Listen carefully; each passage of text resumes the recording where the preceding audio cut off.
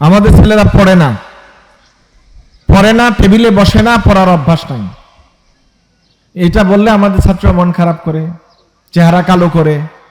যেই টিচার পড়ার কথা বলে তার মতো বড় শত্রু ছাত্রের কাছে আর আছে কিনা আমার জানা নাই। অনেক ছাত্ররাই এমন আছে যারা হয়তো ইন্টারমিডিয়েটে A+ পায় নাই, কিন্তু দেখা গেল সময়ের ব্যবধানে তারাই মেডিকেলে টিকে গেছে। যারা A+, double A+, golden A+ ছিল তারা টিকে নাই। কোন ছাত্রকে যদি বলা হয় কাছে আসো, বসো, পড়তে বসো, বইটা নিয়ে আসো, সে তো এখন গেছে, আর কবে যে আপনার সাথে দেখা হবে একমাত্র আল্লাহ তাআলা ছাড়া আর কেউ জানে না। যে বাবা তার ছেঁড়া গেঞ্জিটা গায়ে দিয়ে তোমার জন্য এই টাকার ব্যবস্থা করেছে, যেই বাবা একটি ভালো দামের জুতা পরতে পারে নাই, স্যান্ডেলের মধ্যে সেলাই দিয়ে মুচির কাছে স্যান্ডেলের ফিতা তার জুতা পরা কাজ সে শেষ করেছে, যে মা একদিন একটা ডিম সিদ্ধ করে খেতে পারে নাই, ওই ডিমটা ভাজি করে তোমার প্লেটে তুলে দিয়েছে, সেই মায়ের ঘাম জড়া টাকায় কিন্তু তুমি পড়তে এসেছো। ছেলেদেরকে পরিশ্রমী বানান, কাজ করতে শেখান, জমিনে নিয়ে যান, আপনি যেখানে কাজ করেন সেখানে, দোকান টুকটাক করেন সেখানে দোকানে কাজ করান, ভ্যান গাড়ি টানান। কিসের এভাবে একেবারে আলালের ঘরে দুলাল করে বড় করতেছেন? এরা কি কোনোদিন এমন ঘরে আছে যে এই ঘরে উপর দিয়ে পানি পড়তো? এমন ঘরে এরা কেউ থাকে? এরা কি কোনোদিন ভাতের মার জাউ খেয়েছে? এরা কি কোনোদিন দিনে আধা বেলা খেয়ে বড় হয়েছে? তো তারা কিভাবে বুঝবে আপনি কি পরিশ্রম করে তাদের জন্য এই জীবনটা উপহার দিয়েছেন? দোয়া অনুষ্ঠান এটা একটা ট্র্যাডিশনাল কাজ। প্রায় সবগুলি প্রতিষ্ঠানে এরকম দোয়ার আয়োজনের ব্যবস্থা করা হয়।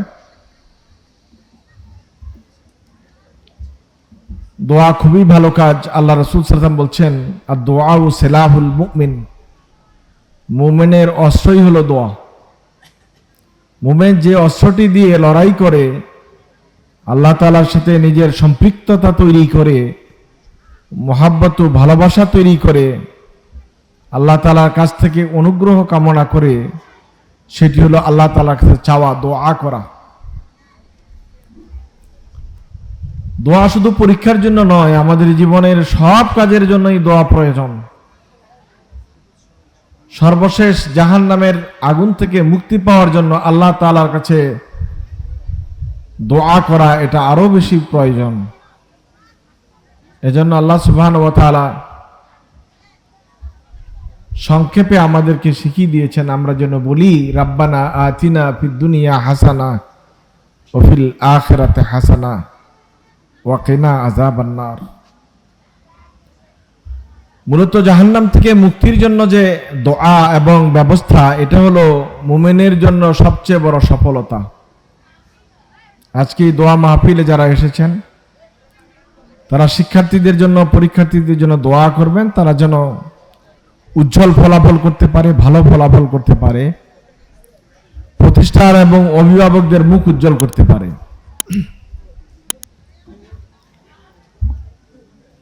আল্লাহ সুবহানাহু ওয়া তাআলা মানুষদের জীবন, ঈমানদারদের পুরো জীবনটাই আল্লাহ তাআলা করেছেন পরীক্ষা আর পরীক্ষাময়। জন্ম থেকে মৃত্যু পর্যন্তই কিন্তু আমরা পরীক্ষা দিতে থাকি, নানা ধরনের পরীক্ষা, বেঁচে থাকার পরীক্ষা, লড়াই, জ্ঞানার্জনের পরীক্ষা, জ্ঞানার্জনের জন্য লড়াই, সুখে সমৃদ্ধিতে থাকার জন্য একটার পর একটা পরীক্ষা আর একটা লড়াই। এভাবেই কিন্তু আমাদের জীবন সংগ্রাম চলতে থাকে। এক সময় আমরা থেমে যাই, আল্লাহ তাআলা নির্দেশে দুনিয়া থেকে আখিরাতের পথযাত্রী হয়ে যাই। আল্লাহ সুবহানাহু ওয়া তাআলা কোরআনুল কারীমে ইরশাদ করেছেন, লাকাদ খালাকনাল ইনসানা ফি কাবাদ, আমি মানুষকে দুঃখ, দৈন্য, কষ্ট, পরীক্ষা, সংকট, সমস্যা দিয়ে তৈরি করেছি। পৃথিবীতে একজন মানুষই এমন নাই যে এটা বলতে পারে বা তার জীবনে এটা নিশ্চিত হয়েছে যে কোনো দুঃখ কষ্ট তার নাই, সে সবচেয়ে ভালো আছে, তার কোনো রকমের অসুবিধা নাই। এই কথা বলার কোনো মানুষ পৃথিবীতে নাই। কারণ আল্লাহ বলছেন, আমি মানুষদেরকে দুঃখ কষ্ট দিয়ে, পরীক্ষার মধ্য দিয়ে তাদের জীবন পরিচালনার ব্যবস্থা করেছি। মূলত সুখী মানুষের একটি সংজ্ঞা আল্লাহ রাসূল সাল্লাল্লাহু আলাইহি ওয়াসাল্লাম দিয়েছেন। সেটি হলো, আল্লাহ রাসূল বলছেন, ইন্নামাল গিনা গিনান নাফস। মূলত সুখী মানুষ সেই যে নিজকে সুখী মনে করে, দুনিয়ার সমস্ত চাহিদা, লোভ লালসাকে উপেক্ষা করতে পারাই প্রকৃত মনের সুখ। এবং আপনি যদি ভালো থাকতে চান, এটি হলো 1 নম্বর সূত্র, যে আমি যেমন আছি ভালো আছি আলহামদুলিল্লাহ। বিপদে আপদে সমস্যায় সংকটে সবসময় আল্লাহ তাআলার প্রশংসা করার যে শিক্ষা, এটি আল্লাহ সুবহানাহু ওয়া তাআলা আমাদেরকে বারবার শেখাচ্ছেন প্রতি সালাতেই। ছাত্রছাত্রীদের জন্য একটি গুরুত্বপূর্ণ বিষয় হলো কেন্দ্রীয় পরীক্ষায় অংশগ্রহণ করা।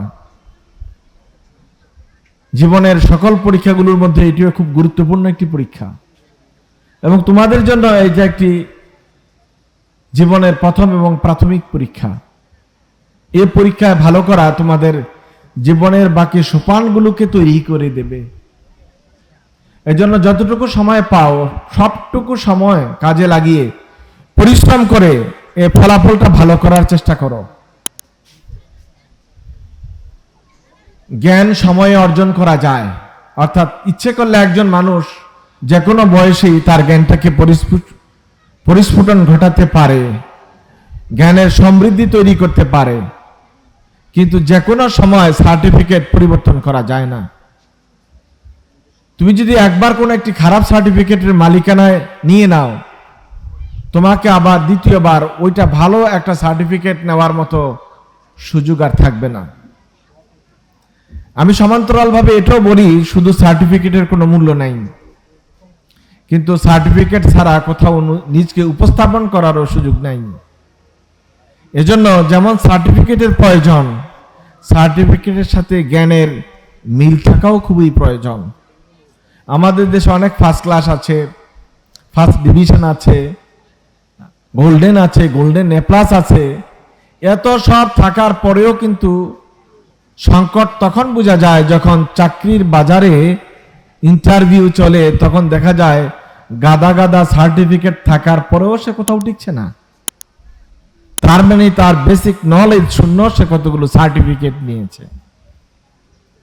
এজন্য শিক্ষার্থীদের প্রতি, পরীক্ষার্থীদের প্রতি দৃষ্টি আকর্ষণ করব, তোমরা গভীরভাবে শিখো, ভালোভাবে শিখো। সার্টিফিকেট সনদের সাথে যেন পড়াশোনার সম্পৃক্ততা থাকে, যোগ্যতা এবং সার্টিফিকেট জন্য সমান্তরাল ভাবে থাকে। তাহলেই কিন্তু প্রতিযোগিতামূলক বিভিন্ন পরীক্ষায় তোমরা ভালো করবে। শুধুমাত্র একটা এ প্লাস সার্টিফিকেট তোমাদের জীবনকে বদলে দেবে না। তোমাদের জীবন বদলানোর জন্য এ প্লাস সার্টিফিকেটের সাথে এ প্লাস জ্ঞানেরও প্রয়োজন আছে, যেটা আমাদের শিক্ষার্থীরা অনেকেই করে না। ওরা বেছে বেছে প্রশ্ন পড়ে পাশ করে চলে যায়। 5টা প্রশ্ন, 7টা প্রশ্ন, 10টা প্রশ্ন পড়ে ফলাফল ভালো করে চলে যায়। এই ফলাফলটা তাদের জীবনের জন্য খুবই খারাপ একটি উদাহরণ তৈরি করে, তারা কোথাও ভালো করতে পারে না। অনেক ছাত্ররাই এমন আছে যারা হয়তো ইন্টারমিডিয়েটে এ প্লাস পায় নাই, কিন্তু দেখা গেল সময়ের ব্যবধানে তারাই মেডিকেলে টিকে গেছে। যারা A plus, double A plus, golden A plus ছিল, তারা টিকে নাই। এ প্লাস না পাওয়া ছেলেরাও মেডিকেলে টিকেছে। এর কারণ হলো বইটা ভালো করে পড়া হয় নাই, শুধুমাত্র ওরা সার্টিফিকেট নিয়েছে। আর যারা এ প্লাস ছাড়াও টিকে গেল, তারা কিন্তু বইটা এ টু জেড ভালো করে পড়েছে। আমাদের ছেলেরা পড়ে না, টেবিলে বসে না, পড়ার অভ্যাস নাই। এটা বললে আমাদের ছাত্ররা মন খারাপ করে, চেহারা কালো করে। যেই টিচার পড়ার কথা বলে, তার মতো বড় শত্রু ছাত্রের কাছে আর আছে কিনা আমার জানা নেই। আগে আমরা, এখনো দেখবেন, আপনারা দেখবেন ওই যে ট্রাকের পিছনে একটা শব্দ লেখা থাকে, একটা লাইন লেখা থাকে। বলেন তো কার কার মুখস্থ আছে এটা? এই তো মাশাআল্লাহ, অনেকে। ট্রাকের পিছনে কি লেখা থাকে? 100 হাত দূরে থাকুন। 100 হাত দূরে থাকুন মানে কেন 100 হাত দূরে থাকবে? ট্রাক একটা জঘন্য বাহন, সে জানে যে আমার সাথে টেক্কা লাগা মানে ছোটখাটো যানবাহনগুলি ক্ষতিগ্রস্ত হওয়ার সমূহ সম্ভাবনা আছে। এই জন্য সে আগ থেকে নিজের পক্ষ থেকে সতর্ক করেছে 100 হাত দূরে থাকুন। আমাদের ছাত্ররা বোধহয় শিক্ষকদের পিছনে ওই সাইনবোর্ডটা নিজেরা লাগিয়ে দিয়েছে। ওই সাইনবোর্ডটা আমাদের ছাত্ররা নিজেরাই শিক্ষকদের পিছনে লাগিয়ে দিয়েছে, শিক্ষক থেকে 100 হাত দূরে থাকুন। কোন ছাত্রকে যদি বলা হয় কাছে আসো, বসো, পড়তে বসো, বইটা নিয়ে আসো, সে তো এখন গেছে, আর কবে যে আপনার সাথে দেখাবো একমাত্র আল্লাহ তাআলা ছাড়া আর কেউ জানে না। বাস্তবতা হলো এরা শিক্ষকদেরকে ততক্ষণ পর্যন্ত ভালোবাসে যতক্ষণ পর্যন্ত শিক্ষকরা তাদের কথা মতো চলে। শিক্ষকরা যখন তাদের কথা মতো আর চলে না, তখন ওই শিক্ষকের মতো খারাপ কোন শিক্ষক আর তাদের খাতায় নেই। তাদের ডায়েরিতে সবচেয়ে জঘন্য শিক্ষক ওইটাই, যেটা তাকে পড়তে বলে, ডিসিপ্লিনে থাকতে বলে, তাকে আদর্শ পছন্দ করে না। কিন্তু বাস্তবতা হলো এই যে পছন্দ করে না, এই সময়টা থাকবে 2 বছর, 4 বছর, 6 বছর, এরপরে তার রঙিন খোয়াবটা চলে যাবে, বাস্তব জীবনে যাবে। যখন মাথার চুলগুলি উঠে হালকা হয়ে যাবে, মিনিমাম 90% চুল চলে যাবে, মাথা টাক হয়ে গেছে, চোখ ঝাপসা হয়ে গেছে, চেহারা বিবর্ণ হয়ে গেছে, কোথাও চাকরি পায় নাই, টোটো করে ঘুরতে ঘুরতে স্যান্ডেলের জুতা হালকা, সোল হালকা হয়ে গেছে। এখন কিন্তু তার মনে পড়ছে ওই শিক্ষকের কথা, যে শিক্ষক তাকে পড়তে বলতো, তাকে ওই শিক্ষকটাকে সে এখন খুব স্মরণ করছে, যে শিক্ষকটা বলতো তোমাকে ডিসিপ্লিনে থাকা উচিত। কিন্তু এখন কিন্তু তাকে সে খুব মন থেকে, হার্ট এন্ড সোল, খুব শ্রদ্ধা করছে, আর বলছে যে ওই শিক্ষকটাই তো আমার খাঁটি বন্ধু ছিল, যিনি আমাকে পড়ার টেবিলে বসানোর জন্য প্রাণান্তকর চেষ্টা করেছেন, আর আমি তাকে উপেক্ষা করে গিয়েছি। তার কথাগুলি যদি শুনতাম তাহলে আজকে আমার এই অবস্থা হতো না।